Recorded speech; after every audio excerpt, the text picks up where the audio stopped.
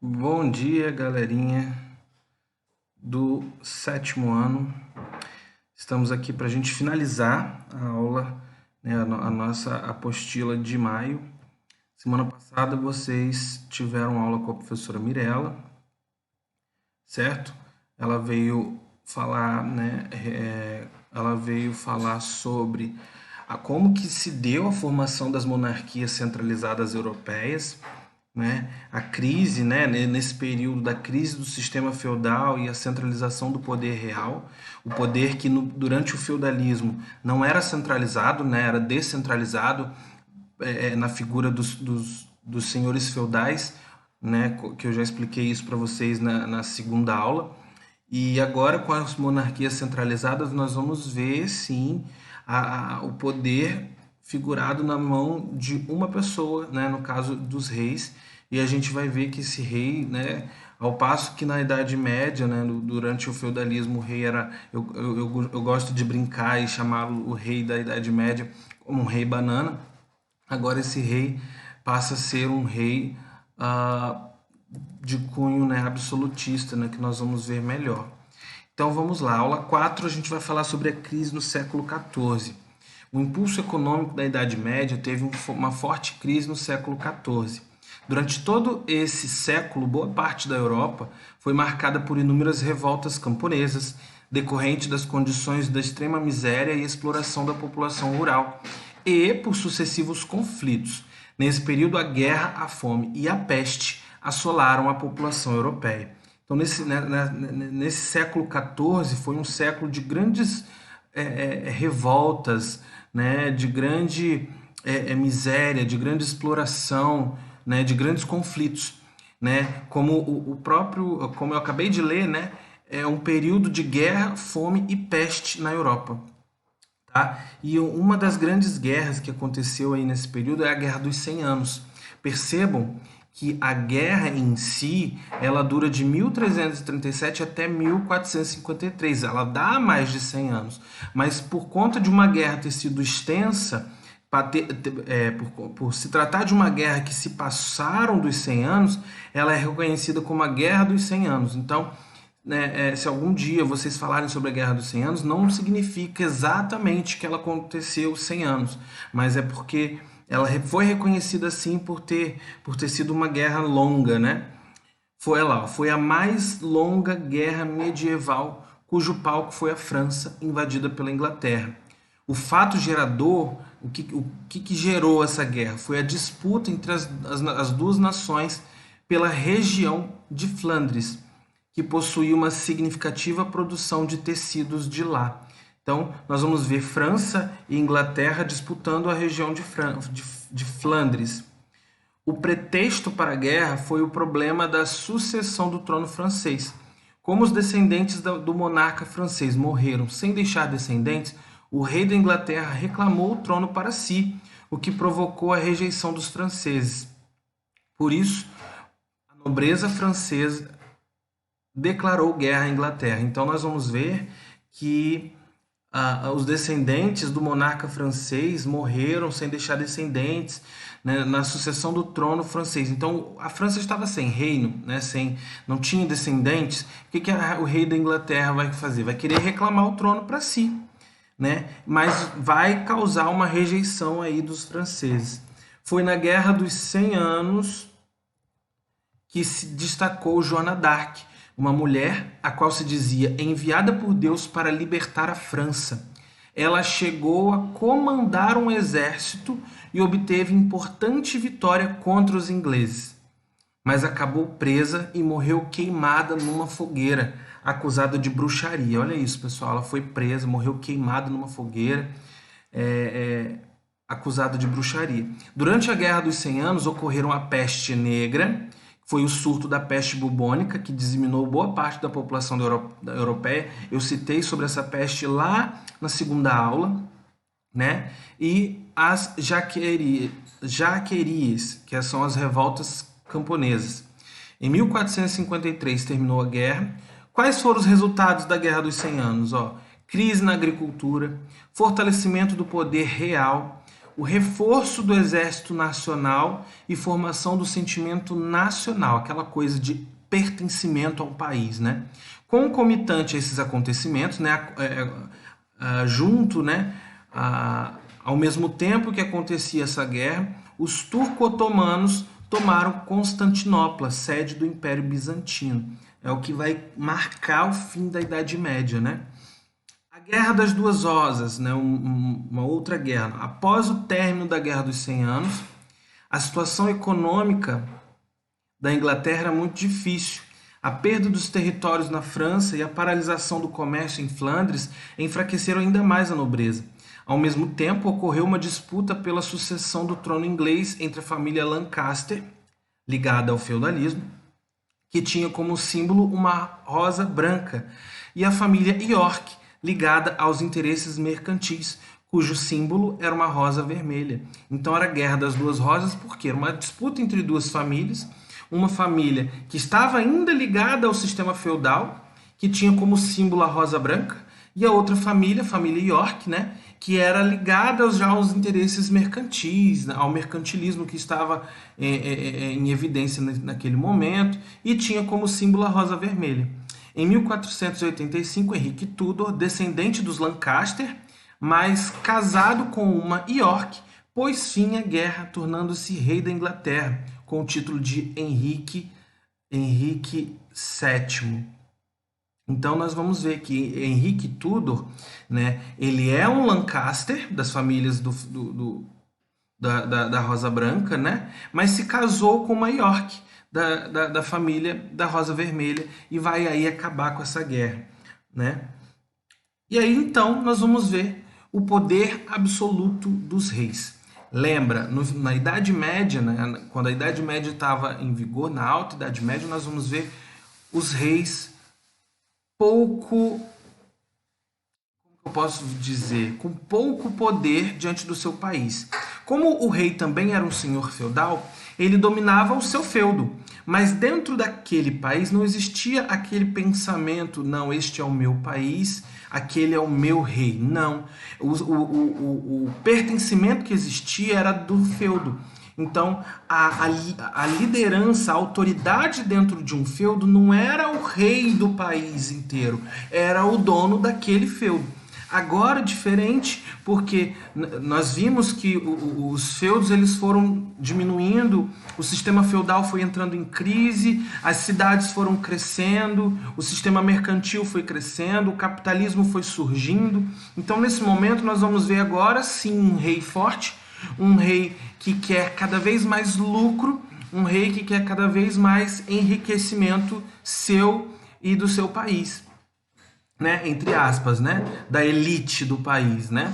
E aí nós vamos ver agora um rei com poder absoluto, que nós também vamos chamar de absolutismo. Vamos entender. Em alguns países, o fortalecimento do poder real originou as chamadas monarquias absolutistas. O que são as monarquias absolutistas? São aqueles países, são aquelas monarquias cujo rei possuía um poder absoluto.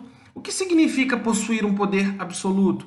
Né? Eu costumo dizer, na sua casa aí, vamos dizer, por exemplo, o seu pai, normalmente o seu pai que costuma ter o poder absoluto. O que é o poder absoluto? É onde a palavra final é dele, onde a vontade tem que ser a dele. Então ele não vai te ouvir porque é filho, ele pode te ouvir, mas ele vai fazer a vontade dele. Aqui na minha casa, hoje, por exemplo, né, quando eu morava com os meus pais, quem tinha o poder absoluto era o meu pai, ele que decidia, ele que definia. É claro, guardadas as devidas proporções. Eu só estou dando um exemplo para você entender o que seria esse poder absoluto. É quando esse rei tem ali o seu reino, né, o seu país, e é ele quem determina tudo a todo momento, certo? No regime absolutista, lá, é o rei ou a rainha tinha o poder de elaborar leis, de praticar a justiça, de cobrar os impostos, de organizar o exército e administrar o Estado. Isso significa que o soberano colocava-se acima de todas as instituições e exercia o poder sem limites. Hoje, no nosso país, a gente tem um presidente, certo? É ele quem administra, quem governa o nosso país. Porém, ele não tem o poder absoluto em suas mãos. Não tem. Por mais que ele queira fazer certas coisas, ele precisa da aprovação do legislativo, né, de quem produz as leis, ele precisa de estar em concordância com os senadores, né? Ele não pode fazer tudo por si só, diferente aqui das monarquias absolutistas, cujos reis faziam o que quisessem e pronto, e ponto final. As principais monarquias absolutistas europeias da Idade Média foram as da França, da Espanha, da Áustria e de Portugal. Além disso, pessoal, nós temos aqui ainda algumas justificativas para o poder real. O que vai justificar esse poder absoluto? Vamos entender. Ao longo dos séculos 16 e 17, diversos pensadores produziram obras que procuravam justificar a concentração do poder nas mãos dos reis. Um deles foi o inglês Thomas Hobbes, né? Em uma de suas obras, intitulada de O Leviatã, ele argumentou que os homens, em seu estado de natureza, viviam em permanente conflito entre si. Para manter a paz, a humanidade teria se organizado em sociedades governadas por uma autoridade soberana, como o rei, evitando assim a desordem e a violência extrema. Então, o que Thomas Hobbes vai dizer nas suas obras? Ele vai dizer, ele vai dizer que o homem, na sua natureza, eles vivem em conflito, eles vivem brigando, eles vivem em guerra, e que para que essas guerras, esses conflitos, né, diminuam, para se haver paz, é necessário que tenha um líder, é necessário que tenha um governo, um chefe, né, uma autoridade soberana sobre essas pessoas para evitar a paz, para evitar a guerra. Segundo Hobbes, para garantir essa paz, essa vida em sociedade, os indivíduos, por meio de um pacto em contrato social, renunciavam à sua liberdade e se submetiam ao poder de um governante. Então, ele vai dizer, o Hobbes vai dizer o seguinte, que as pessoas dessa sociedade precisam renunciar à sua liberdade e dizer, não, eu aceito viver submisso a um rei, a um governante, para que a paz ocorra. Então, esse filósofo, pensador, né, vamos dizer assim, trazendo essas obras, né, declarando essa mensagem de que é preciso aceitar esse governante, esse líder, por mais absoluto que ele tenha, por mais vontade absoluta que ele tenha, isso fazia com que as pessoas se convencessem a esse poder. Além disso, na França, esse que nós falamos é o inglês, né? Da Inglaterra, Thomas Hobbes. Na França, nós temos o teólogo Jacques Bossuet. O Jacques Bossuet estabeleceu uma relação direta entre o poder dos reis e a vontade de Deus. Olha que interessante. Ele vai dizer, pessoal, que o poder dos reis era praticamente ilimitado e incontestável. Ilimitado é que não tem limite, ou seja, ele pode ir até onde ele quiser. E incontestável é o seguinte, que ninguém pode contestar, ninguém pode questionar o que o rei está fazendo. Por quê? Pois havia sido concedido por Deus. Alá. Essa teoria ficou conhecida como a teoria do direito divino dos reis. Jacques Bossuet vai espalhar por toda a França, ali pelas regiões da Europa, que o poder do rei era a vontade de Deus. Que se existia aquele rei naquela posição, tomando aquelas atitudes, né, fazendo aquelas ações, era porque Deus determinou que ele estivesse assim. E isso fazia o quê? Era uma forma de convencer as pessoas a aceitar a sua condição de vida, a aceitar tudo que era proposto pelo rei. Certo? Então aqui nós vimos duas justificativas para esse poder real. Uma por Thomas Hobbes, inglês, que vai alegar que para que haja paz, um governante precisa governar e que as pessoas precisam se submeter a esse governante. E o outro, o francês Jacques Bossuet, vai alegar que o poder real do rei é o poder divino e que não deve ser ilimitado e nem incontestável. E aí, ficou claro esse poder, essa justificação do rei? Por isso que, é claro que, guardadas as devidas proporções, em algum momento vamos ter, sim, alguém revoltado. Mas era uma forma de conter a população, de fazer, cara, eu preciso aceitar, né? Era uma forma de evitar com que a população, principalmente a população pobre, que era a maioria, contestasse qualquer atitude que o rei fosse tomar, que fosse contra, né, a vontade da população ou que prejudicasse a própria população. Vamos para os exercícios, então? Vamos lá. Número 15. Você aprendeu que o impulso econômico da Baixa Idade Média teve uma forte crise no século XIV, deixando a Europa marcada por inúmeras revoltas. Sobre a Guerra dos 100 Anos, responda. Obteve duração curta ou longa? Quais países envolvidos? Muito fácil, nós falamos disso, que é uma duração longa, né? Mas quais foram os países envolvidos? Volta lá no texto. Letra B. Qual foi o fator gerador da guerra? Lá no texto eu falo do fator gerador, né? O que provocou, né, a guerra. Qual foi o fator gerador? Ó. Olha lá, o fator gerador foi uma disputa, né, por nações, das duas nações por uma região. Então, escreva aí na número 16 qual foi o fator gerador da guerra. Número 6, letra C, aliás. Por que a nobreza francesa declarou guerra à Inglaterra? Volta no texto que lá também está explicando, né? Letra D. Na Guerra dos 100 Anos destacou-se Joana d'Arc. Quem foi e o que aconteceu com ela? O que aconteceu com Joana d'Arc? Quem foi ela? Letra E. Descreva quais foram os resultados da guerra. No texto eu também cito, né? Quais foram os resultados da Guerra dos 100 Anos? Isso na questão 15.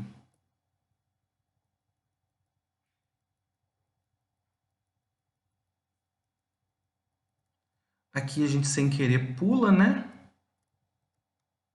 Do 15 a gente vai para 17, é assim mesmo. Vamos lá. Complete o que se pede sobre a Guerra das Duas Rosas. Quais famílias estavam na luta? Né? Eram duas famílias. E na letra B, qual o motivo da guerra? Aqui na letra A, quando eu perguntar quais famílias estavam na luta, coloca também qual era o símbolo delas. Que uma era rosa, né? E a outra era rosa vermelha. Uma era rosa, cadê?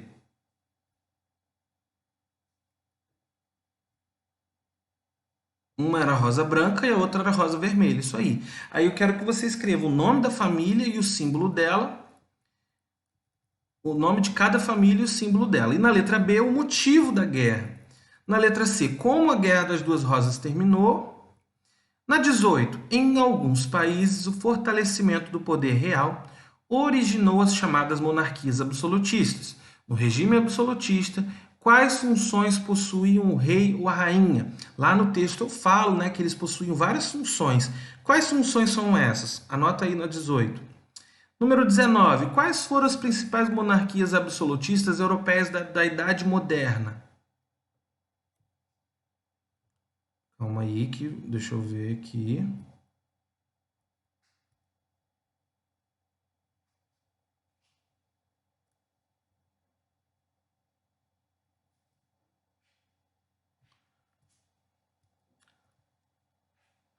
Então, quais foram os países, as principais monarquias absolutistas da Idade Moderna? França, Espanha, Japão e Brasil. França, Espanha, Portugal e Brasil. Para começar, né, pessoal? Onde tem Brasil aí você já pode riscar, porque a gente está falando da Europa, né? França, Espanha, Áustria e Japão. França, Espanha, Áustria e Portugal. Tá muito fácil, só vocês voltarem lá no texto. E por fim, número 20. Ao longo dos séculos 16 e 17, diversos pensadores produziram obras que procuravam justificar a concentração do poder nas mãos dos reis. Assim, relacione o pensador à sua ideia correspondente. Então, nós temos aqui, ó, letra A e B. Letra A, o Thomas Hobbes, e letra B, o Jacques Bousset.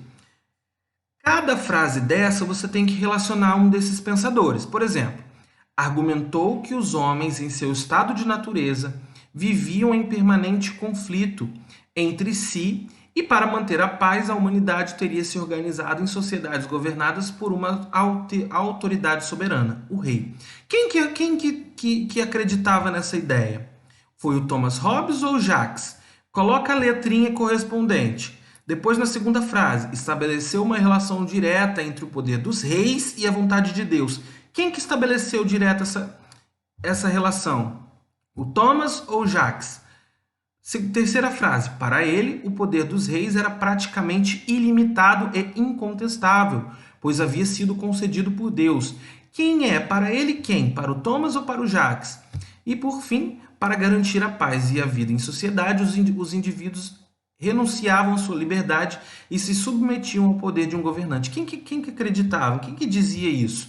O Jacques ou o Thomas? Coloca a letra correspondente aqui e aí a gente finaliza a nossa aula de hoje, a gente finaliza a nossa apostila. Não esqueça, pessoal, de colocar o nome na capa da apostila de vocês, entregar certinho, tá bom?